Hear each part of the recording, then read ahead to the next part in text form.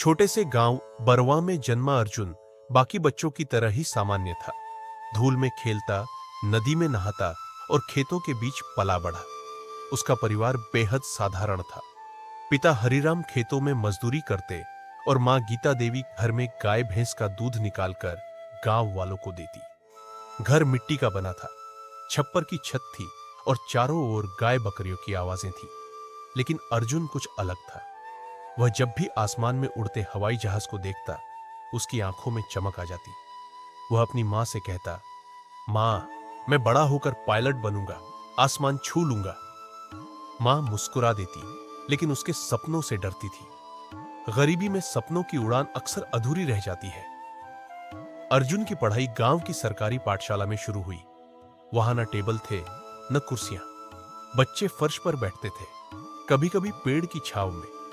लेकिन अर्जुन का ध्यान किताबों में ही रहता। गणित के सवाल हो या हिंदी की कहानियां, वह सब कुछ ध्यान से पढ़ता। स्कूल के मास्टर जी राम प्रसाद उसकी इतनी मेहनत देखकर कहते यार कि ये लड़का बड़ा होकर कुछ जरूर करेगा। परिवार की स्थिति बहुत खराब थी। कई बार अर्जुन को भूखा स्कूल जाना पड़ता था।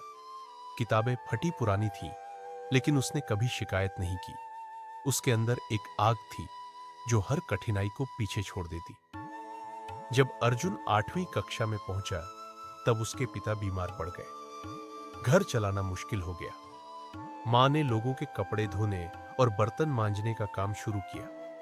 अर्जुन ने भी सुबह अखबार बांटने का काम पकड़ लिया।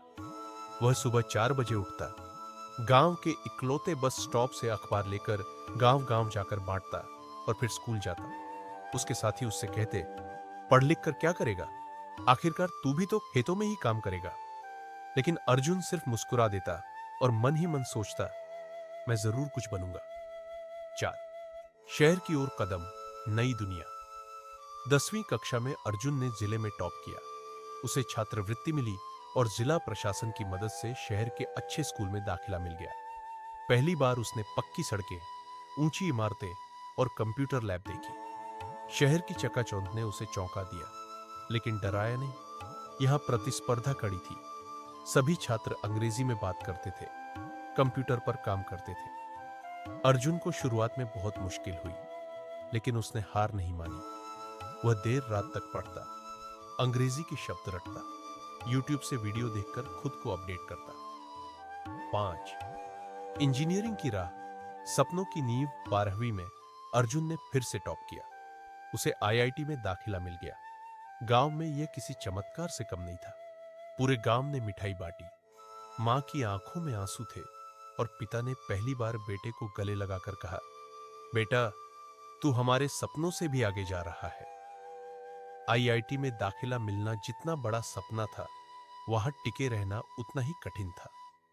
अर्जुन को पढ़ाई के साथ साथ पार्ट टाइम जॉब करनी पड़ी। उसने ट्यूशन पढ़ाया, लाइब्रेरी में काम किया और ऑनलाइन कोर्स किए।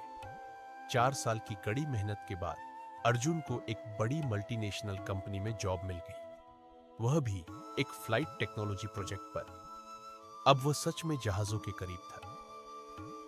अर्जुन को पहली सैलरी मिली, लाखों में। उसने सबसे पहले गांव आकर अपने पुराने मिट्टी के घर को पक्का बनवाया।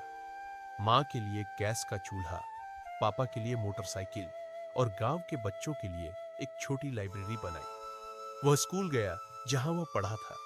मास्टर जी के पैर छुए और कहा, आपकी दी हुई शिक्षा की बदौलत आज मैं यहां तक पहुंचा हूं। कुछ सालों बाद अर्जुन को एक स्कॉलरशिप के जरिए अमेरिका में फ्लाइट इंजीनियरिंग का कोर्स करने का मौका मिला। वहां उसने एयरक्राफ्ट डिजाइन पर रिसर्च की। उसका एक प्रोजेक्ट इतना सफल हुआ कि नासा ने उसे अपने प्रोजेक्ट में शामिल कर लिया।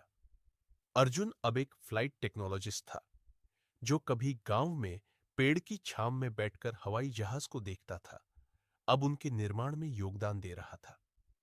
एक दिन अर्जुन ने गांव के बच्चों के लिए एक बड़ा प्रोजेक्ट शुरू किया, उड़ान, गांव के बच्चों के लिए टेक्नोलॉजी हब। वह चाहता था कि गांव का कोई बच्चा कभी अपने सपनों को छोटा न समझे।